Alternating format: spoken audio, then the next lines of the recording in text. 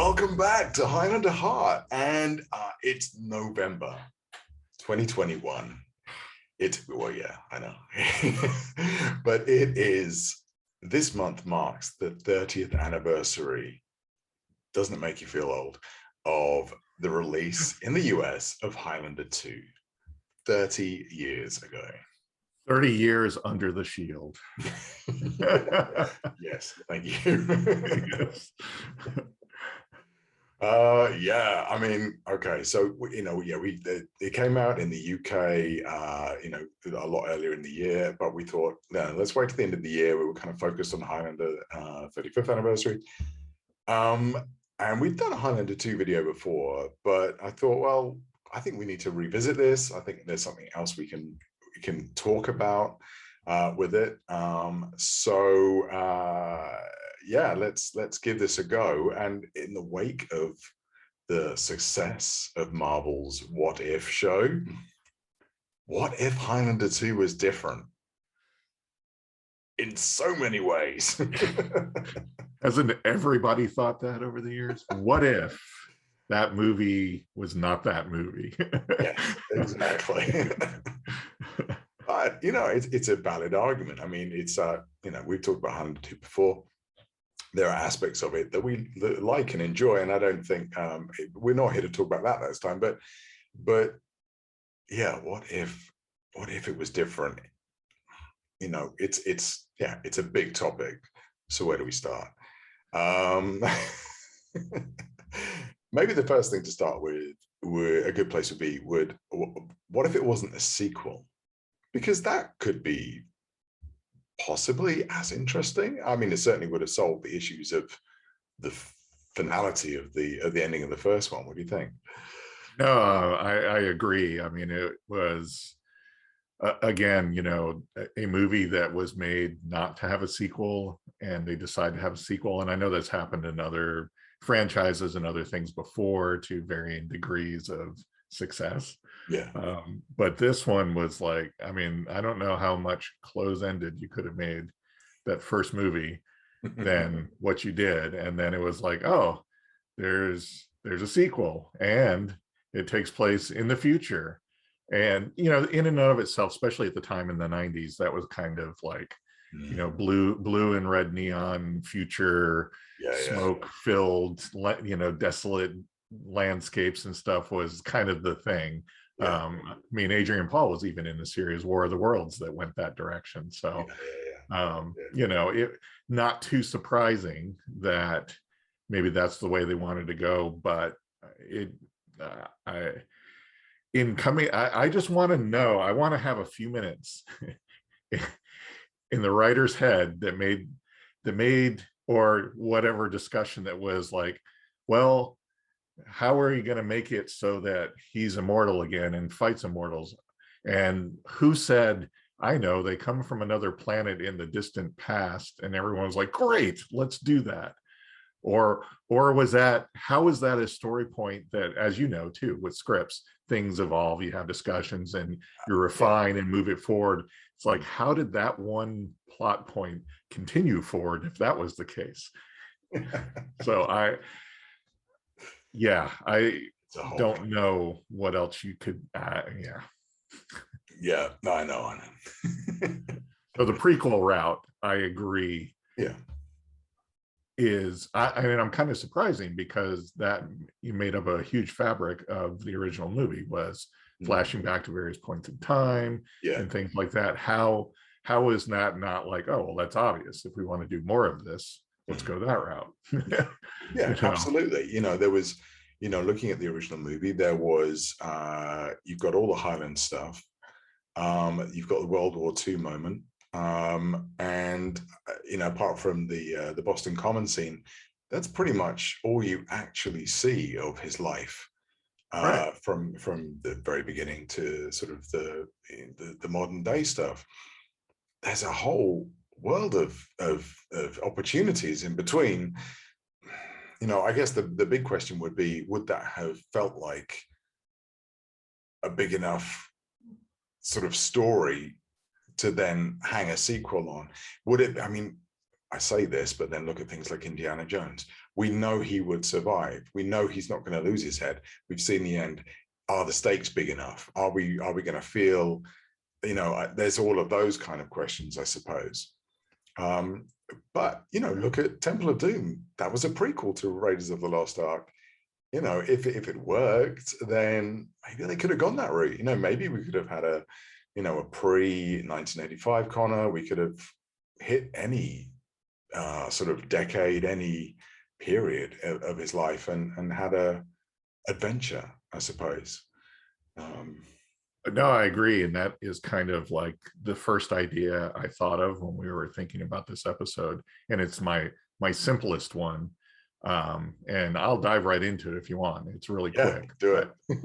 So yeah, I mean, my first thought was, well, it's obvious that, in the present day, he's won the prize. He's the only immortal. And maybe because he's had such a long storied life, and maybe talking with Brenda, he's decided to chronicle his life, right? So it could be like, Highlander, the book of Connor MacLeod or something like that. And he's like, telling various parts of his history, the people in history that he's met, things that maybe he helped influence and things like that. So, I mean, that would lend itself, I think, fairly well to theatrical sequels.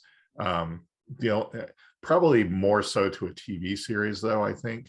And, and you could even have, like, if it was like, well, Christopher Lambert is not going to do a TV series, it would be like, well, how's he feel about doing, like, he could be like in the the Young Indiana Jones Chronicles, old Indy did the bookend narrations on either side of the episode, or the TV movies that they did. He could be that. He'd be like, oh, let me tell you about, and it could focus on a different immortal, not necessarily him, and occasionally have what happened to him. But for the that would work as a TV series. For the movies, you could still here's what happened, here's what really happened in World War II to me, and things like that.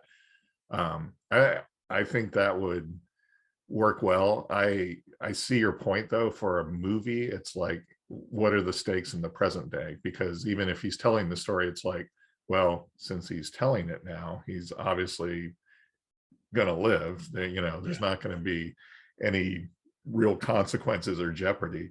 So maybe you dovetail that with some kind of storyline that parallels it, like he's fighting terrorists or something. Because I don't think that Connor MacLeod, even if he wasn't immortal anymore, would stop getting involved in things and doing things. So maybe it's like, oh, let me tell you about a time that I had this similar kind of scrape back in the 1800s or something like that, but in the present day, it's like, oh, well, he's mortal, he could die, and he doesn't, and there's drama ensues and all that kind of stuff. So that was kind of my first thought, was the book of Connor MacLeod, his heritage, him telling his story. So. Yeah, absolutely. Yeah, no, exactly. And that would be definitely a viable route. I think, it would be nice to sort of see, definitely nice to see more of his life. Nice to see him through different ages, dealing with different things. And actually, I think there's still a way of doing that, like you say, with modern day post Highlander, but keeping that immortal free, keeping that just kind of what he's now dealing with whatever, but how it's relevant to his past. And then through the past, you can have your sword fights, you can have your quickenings, you can have your more fantasy romance element. But it's just, you're also seeing that progression maybe of what he's doing in modern day a little bit. I think there's definitely a kind of a happy medium there you could possibly strike up. But so the other idea about a prequel is, what if it's not Connor? What if it's another character? I mean, who would have turned up for a Ramirez movie? Yeah, absolutely.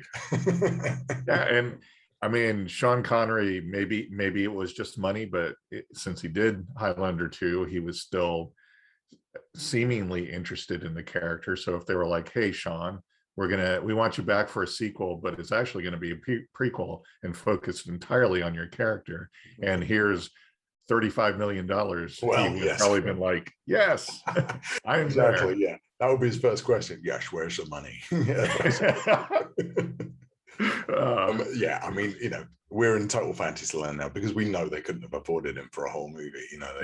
That was a big deal that they got him for as long as they did, for as much as they did. But still, they're the dream. It would be great, to have him, to see him as a character and his life. And, I mean, he wasn't too old then, you could have got a little bit of squashbuckling out of him. You could have got some nice, you could have had that, which we saw in the comic books, that kind of like a Shikiko moment. And all of that sort of that story, that saga, seen through sort of feudal Japan and the Egyptian roots. There's a great story to be had there for sure, and that would have made a great movie.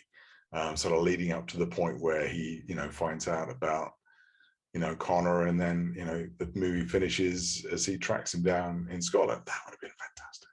Yeah, that's like your final scene where he jumps over Connor and Heather and introduces himself and cuts to black. That would have been like, fantastic. That would have been amazing. And I don't know who else you could have done that with from the first movie. I mean, I'm trying to think about it in a kind of viable, marketable way, as well as just fan service. Castigating movie would be great, but I don't think at that point anybody would have turned up for that. Now I think there's certainly something we'd all love to see, because he's a fantastic character.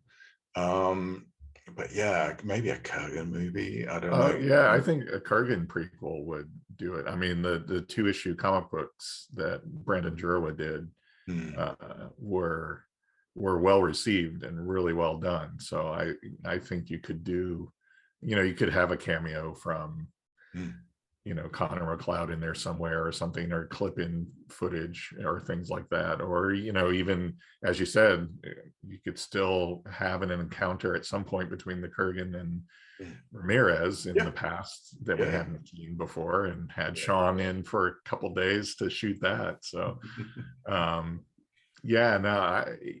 don't know if there's many from the first movie other than Kurgan, maybe Ramirez. I would have watched a Castigair movie, but Oh yeah, no, absolutely, I would have, yeah. But just thinking, from their perspective, I think, in terms of trying to, they were kind of at that point. I feel like the producers are like big money. They look at the sets for Highlander 2. They were going big. They really wanted to sell this as a huge kind of fantasy franchise, which ultimately they managed, even despite Highlander 2, or in spite of Highlander 2's flaws. They still managed to do that, which is commendable, I guess. Yes. But yes, I suppose a more grounded movie probably wouldn't have ticked those boxes for them. Wouldn't it have been ironic if if they had gone in that way, and even though all of his scenes were cut from the movie, we got a young Dol Kim movie? Because you could even have it like parallel up to his end, up to the gathering and stuff like that, and intercut. You have scenes already for that they at the time hadn't been destroyed yet, that they could have used. And you have a cameo from the Kurgan, and you could even have a couple shots from the movie. But that would have been kind of fun. No, definitely. So in terms of sequels, I'm just trying to think again, what would possibly work as a different option for a sequel if they didn't go the kind of the crazy route. I mean, looking at the series as inspiration to a degree, what if they just decided to ignore the fact that the prize happened at the end, and just which I kind of did to a degree, and just kind of go, okay, well, maybe it wasn't over then. You just thought it was over, and it wasn't over. And then do the series effectively, and just sort of brush that under the carpet, hope nobody noticed, and then just kind of carry on with the stories, but with Connor in place and that kind of thing. You have a plausible way to get by that, right? That's already been done. That I have this whole thing thought out for a sequel and a completely different series. Well, a series that involves familiar elements, and then a final movie, and then even a movie past that would pay homage to Highlander 2. I spent way too much time thinking about this. Joe, I feel like we need to hear this. Okay, so Highlander 2 would actually, in fact, be Highlander 3 instead. Right. That story would move forward, and it would be a better written movie, but it would retain the element of Kane and his cohorts having been buried alive and effectively dead, so they missed out on the whole gathering and everything, and Connor thinks he's won the prize because he is the last living immortal. And that would, you still have that movie, and at the end of it, and you would still have John MacLeod in there, his adopted son, and at the end of the movie, Connor, this works because eventually we're not going to have, Lambert is not going to want to be involved, so we have to have John there. So at the end of the movie, Connor makes the comment, he's like, well, I wonder if there's any other immortals that are in a similar situation to Kane. Maybe I am not the only one. I need to research this and figure this out. So this leads into the series, a very different series. Instead of an immortal of the week, it would work better doing kind of story arcs across the season. Like, I don't know if you ever saw the US series Wise Guy. It was a crime series. Jim Burns was in it. Yeah, no, I'm aware of it, but yeah. no, I didn't. I don't think. I'm not sure if it aired over here. I'm not sure. Yeah, so they very effectively had like 2 or 3 storylines in a given season that had spanned multiple episodes or only a couple episodes, and they kind of dovetailed into each other and crisscross and things like that. So instead of it just being here's the bad guy of the week, it was, ongoing storylines that evolved and the characters evolved. So that's what the Highlander series would be. As it turns out, that yes, there are a number of immortals that have been buried alive, entombed, and all this kind of stuff. And the Watchers came about because they set up basically sentinels to watch over these areas to make sure they weren't brought back. However, once Connor won, there are, much like in the series, there are bad elements of the Watchers, and some of the bad guys in the Watchers dug up some really nasty pieces of work to go out there into the world, and Joe Dawson took it upon himself to unbury Duncan MacLeod, because Connor MacLeod has disappeared. And so this takes place a little while after the sequel. So, Duncan has been kind of established his life and things like that. And one day John MacLeod comes up and he's like, hey, I want you to help me find my dad. We need to go find him. He was doing some really interesting research, and I don't know where it led him, but I haven't heard from him since and haven't found a body or whatever, blah, blah, blah. So that's kind of the thrust of the series, is not only are they encountering and going after immortals that they hear have been dug up because, see if they're good or bad. There's new immortals that are appearing in the world. And that's like perplexing. It's like, wait a second, Connor won, why are there new immortals showing up? And so we could have a good, 6 or 7 seasons exploring this mystery, Duncan and John. And then, we'll throw in a twist that towards the end of the series, turns out that John is also one of these new immortals, and he becomes immortal. So that leads into the big finale. Whether you do it as a series finale or you do it as a movie, Connor discovered that in doing his research, that there wasn't meant necessarily to be one immortal. The purpose of the prize was to weed out the selfish and evil immortals, to have good immortals left, and the most powerful one will be the one that leads them, directs them, and things like that. And right. He discovers the purpose of the immortals are here to better the world, to heal the earth, to work for the planet, and Gaia, or whatever you want to call it. That they're not from space. they're from Earth and they're of Earth and they're here, you know, we got to do better. So, you know, your season finale's got a big battle. They find Connor. He tells them all this. They got to fight, you know, this growing group of evil immortals that they, you know, some of them they missed and stuff like that. Of course, the last band of evil immortals they have to fight are the Four Horsemen. So, and you could have introduced Mythos earlier in the series, and maybe, you know, that's the big reveal for him. He's like, yeah, I was one of the Four Horsemen. And he has a change of heart, of course, and goes for the, you know, on the side of the good and stuff like that. So, you know, like I said, you could do that in a series finale or, you know, another sequel. I think it would be good for the big screen, get that done. And then, you know, the franchise rests, you know, we've completed the franchise, we've done this, it's good.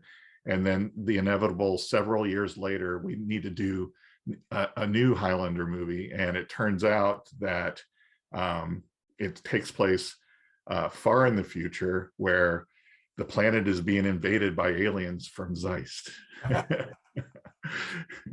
And now they know why this is, you know, they're defenders of the world. They have to defend the world against an alien invasion. So, yeah. It sounded much better when, you know, I was having some Glenn Morangy and thinking. I like it. No, listen, I like it. I really like it. Funnily enough, it's very similar to the idea that I've always held on to for a Highlander sequel, which, I mean, this dates back 25 years now to when I started the fan club that this, you know, is derived from. And in fact, prior to that, even I'd sent an idea to Davis Banzer because I was such a noob. I was like, hey, I've got this cool idea, like you do when you're like a kid and you just love something. Yeah. And then the name of the movie was Highlander Heart, which is where this all comes from, because it's the heart that always beats on, blah blah. But yeah, it was this idea of it being post the first movie, but it really took on the idea of the regenerative nature of the immortals, in that, you know, yes, the immortals are kind of, that wave is done, but now this is about how it then carries on again. And in my story, I think it allowed, because I was allowing for I wasn't going ignoring. I was ignoring 2. I was carrying on after 3, similar to you, and so he and Alex, now he's won the prize. Effectively, he and Alex have a baby. The kid's called Alexander, and then she dies in childbirth during this massive electrical storm, and thus are born the next generation of the immortals, as you know, because he is the first of them. They moved to LA, and so sort of Connor does his kind of, he's older now, you know, and then the kid's like 20 in his like 20s, and they live in the Highlands of Hollywood, so it's Hollywood Highlands, so it's kind of, you know, so like they're playing baseball, and the kid, you know, the kids call him Highlander because, you know, he comes from the Highlands area. Yeah. Nice. So it's kind of based around that kind of an idea, and Connor is aware that he is most likely going to become immortal after he dies.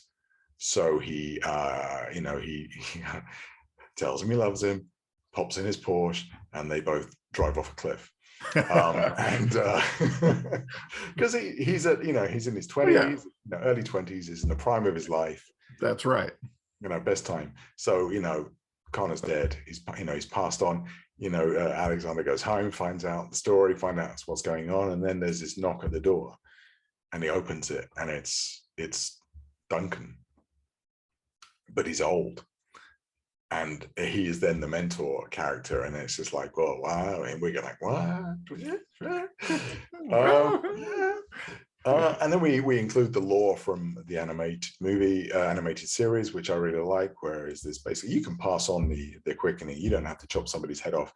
You could always have passed it on, just like, you know, the bad guys just, you know, just cut out the middleman and literally cut off the head. And that's what Duncan did. Mythos showed him how it could be done because he was old enough to know, and blah blah blah. And Duncan gave his you know, quickening, whatever, to Connor maybe, or somebody else. And then Conrad always said, look, if this happens, which I think it will, I'm going to need you to come and teach him and show him the ways of of Of the immortals. Force. So, No, just yeah, exactly. Yeah, sure. Yeah. Look, it's the hero's journey. Of course it is. They always are. There's no way of it. Yes, exactly. And then it's that, and then basically, like Alexander has like a best friend, and they fall out or whatever. And of course, the best friend turns out to be a morph as well. And but he's the kind of like the yin to his yang. He's kind of the bad kid, and he's the good kid, and whatever. And then you flash forward to the future. I'm not making this up. This is how the story goes. And it's very Blade Runner-esque because I was young, and it's very much that garage scene. But it's set in the future, and Alexander walks out, and like the kid walks out, and it's like MacLeod. It's like, yeah, let's do this. And then it kind of like that's the end of your movie, and then you go into a sequel, which is set in the future. You've got a whole, it's basically the first movie but set in the future, which I kind of feel is sort of what they wanted to do, although they got bogged down in the kind of the grimy nature of the future, which was a very 90s thing. Yeah. I think when I talked about this last time, we did a Highlander 2 episode. There's a movie called Split Second, which I think was called something else, with Rutger Hauer. In the States, it was called something else, and that was, all the water levels in London had risen, and it was but it looked so similar, the same kind of vibe. So I think, that was kind of why they went down that route. But if you could imagine like a Blade Runner, but Highlander, but in and of itself, I kind of feel like that would have been quite fun. So I guess that's my has always been my pitch for doing a sequel. So I think yours is brilliant as well. I think that it's hindsight, isn't it? We can include all of these elements that have worked in the franchise to create something that would have worked as a sequel. It's much easier to look back and go, hindsight is 2020, as they always say. Like, well, here's how I would do it. And but again, I was joking at the beginning, where did that throughput of they're from Zeist continue on? And it's like, well, it probably was discussed, and who knows? I mean, we weren't in the room. It might have been like, I think maybe they went along the lines of what I always say is, like, if we're going to do a sequel, it can't just be a remake of the first movie. It's got to be something different, something that pushes the story forward. Maybe not that forward, but you reminded me in your telling, I left out a key piece of my pitch. And that was Connor finds out that the holy ground meant in the rules are actually like places of myth, like the Fountain of Youth in Florida, and oases and places like that. And those are the places, the reason why it is you can't fight on holy ground, because those are the only places on earth that immortals can go and become mortal for a time while they're there. Right. So it's like, oh, this is a place that takes away our power. And the big reason why there's suddenly new immortals showing up is Connor figured out that there isn't supposed to be just one. There's supposed to be one to lead them. And so he releases the prize, and big electrical storm, like you said, that's what keyed me in. There's this worldwide electrical storm. And then after that, people start becoming immortal again. So anyway. Yeah. Well, it's interesting though, isn't that funny that we both essentially means it's obviously a very good idea if you're listening. Exactly. Yes. No, it seems like the most plausible idea, the most plausible way of getting around that finality of the original ending is to look at like the cyclical nature maybe of, because everything, if you look in history, everything is cyclical, from wars and even pandemics. Every time you hit the 20th year of a century, it's like, oh, pandemic. So weird that. But yeah, everything is cyclical, and why not? Why not immortality? And you know, ultimately, if your prize is to make somebody mortal, then they're not going to be able to keep it all good for forever. Then Right. what's going to happen once they're gone? Then what? The world falls into darkness because that one person isn't there anymore. Yeah. No, I think, you know, there's got to be some kind of continuation of it. So it's a shame, I think, that they didn't think about that maybe a little bit more, and maybe got a little bit too wrapped up in this kind of epic fantasy concept that they had. Yeah, and I kind of wonder too if that was a result of, and again, have no idea who was the entity, whether it was a studio or the producers that said we need to do a second one. But at that point, it seems like everyone else involved was like, well, all right, we'll do one more, I guess. And it's like, okay, so let's just come up with the best, you know, an interesting way that this could continue. But I don't think, well, I want to say at the time there wasn't thought that this was going to be a franchise, but right around then they would have had to have started thinking about the series, Yeah, planning that. So maybe that was like, hey, listen, we actually need to do this because we need to come up with a reason for why Connor isn't the last one, because we got the series that we hope goes for several years coming up, and be a little awkward if it was like, yeah, I used to be immortal, you know, for well, 7 seasons, you know. yeah. So But can you imagine? It's a very good point, which I've never considered. Can you imagine had Highlander 2 been successful as it stands? You know, had it been received really well, had everybody really got into it, and they had done a series, which they were absolutely planning to do, I think, by that point. If it had carried on from Highlander 2, then it would have been yeah, a very different vibe. You know, even if, you know, Connor, you know, Christoph still said, no, I don't want to do a series. I'm not up for that. And they, you know, they cast, you know, Adrian, and but then it's Duncan, not Connor. But set post, you know, 2024, like that would have been weird. no, that's true. I mean, even though they were thinking the series, I would imagine by that time, or at least had the idea, maybe it was, let's see how the sequel does. Mm. And then when, you know, it didn't do well, they're like, well, let's not make it a continuation, let's make it a continuation of the first movie. Yeah. But you're right, they very well, if everyone was like, Highlander 2 is like the greatest sequel ever, and it's just did, you know, $1 billion, you know, did Marvel movie money at the box office, that they would have been like, not only are we doing a sequel to this, but we need a series to continue this. And Yeah. Then you would have had you know, immortals popping down from Zeist every 5 minutes. every week. Oh yeah. Ooh. Jeez. Well, we probably would have gone back to Zeist at some point, or maybe it was on Zeist, you know, Duncan breaking out. I don't know, who knows? But Yeah. yeah, I did. Someday I'm going to find the box that this is in, but I did write out, and I don't remember much of it, but I wrote out a pitch for a comic book series that continued from Highlander 2, Right. with Connor going back to Zeist. And the first story arc was him on Zeist and freeing Zeist. And then at some point he comes back to Earth. And then again, I was young, so it was like, oh, let's go for the obvious trope. Of course, because he leaves, you know, bad elements arise again on Zeist, and more folks are sent from Zeist to attack him and stuff like that. And there was some big culmination with a fight with another planet and all this kind of stuff. But I need to find that sometime.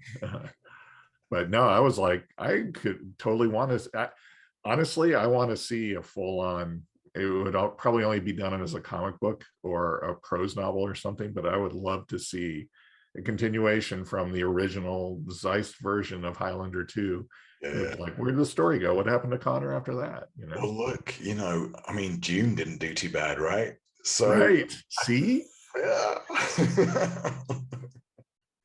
Yes, Let's exactly. embrace the desert and really kind of go for that. Yeah. No, it's a great idea. I think the other way as well you could do it, I guess, is you go down the you borrow a little from Tracker, which was Adrian Paul's next Yes. after Yeah. Highlander, and a bunch of immortal prisoners from Zeist escape to Earth, and he has to track them down one by one. Yeah. I mean, Yeah. don't get me wrong, I don't want to see that, but I mean, That's a way to go, though. would have had none of the finesse or the gravitas or the just Yes. the lovely kind of nuances of the series we got. But it could have been it could have been fun in that alternate universe. I just don't see how you could continue the story, though, from the original Highlander 2 or even the remade Highlander 2, and it would not be, you're right, it wouldn't be anything like what we know as Highlander.